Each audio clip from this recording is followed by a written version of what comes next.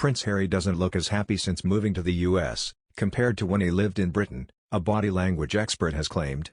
The Duke of Sussex, 37, moved to the US 2 years ago where he resides with his wife Meghan Markle, 40, and their 2 children, Archie, 2, and Lilibet, who celebrates her first birthday in June. Earlier this month, the Sussexes were joined stateside by Harry's cousin Princess Eugenie, 31. Eugenie and Harry were among a host of star-studded guests attending the Super Bowl in Los Angeles. The royal family members were spotted in the stands of the stadium wearing face masks and plainclothes, with neither of them aligning themselves to a specific team. Internationally renowned body language expert Dr Lillian Glass analyzed a series of photos of the pair exclusively for Express.co.uk. She claims Harry and Eugenie's body language forms a contrast to their previous interactions, as the cousins don't look as happy. She also adds that since being in the States, Harry doesn't look as happy as he looked in the UK. She claims this is because the Duke of Sussex does not give off a genuine smile in photographs. Lillian told Express.co.uk, Harry and Eugenie didn't look as happy as they did in earlier times. In fact, ever since Harry has been in America, he doesn't look as happy as he looked in the UK, as you don't see him with a genuine smile. Dr. Glass then went on to make reference to an image posted by comedian Cedric the Entertainer from inside the LA Rams dressing room after their Super Bowl win. The photograph shared by the comedian features him and Harry gripping hands, while other invitees mingle in the background. She said of the photo, "You don't see a genuine smile but rather a perfunctory smile," as he awkwardly tries to meet US celebrities. Here in this photo with a celeb, you see him with a tight and awkward smile.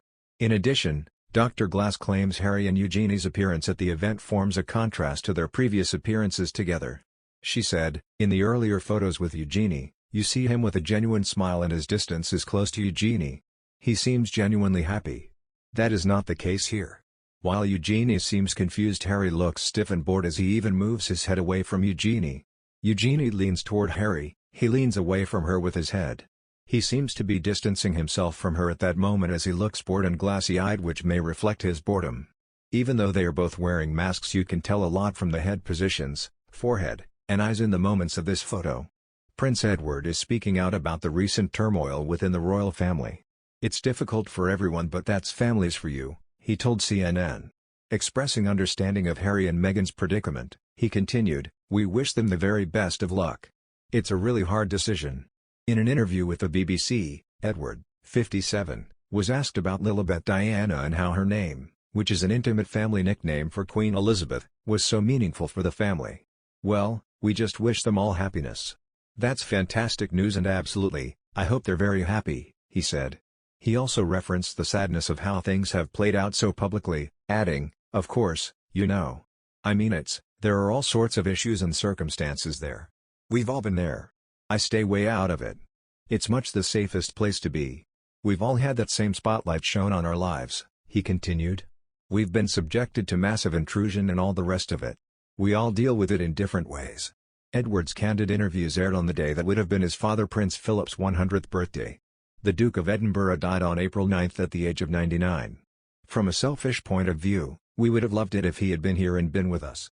But then birthdays were not necessarily his, he didn't really want all the fuss and bother," he said.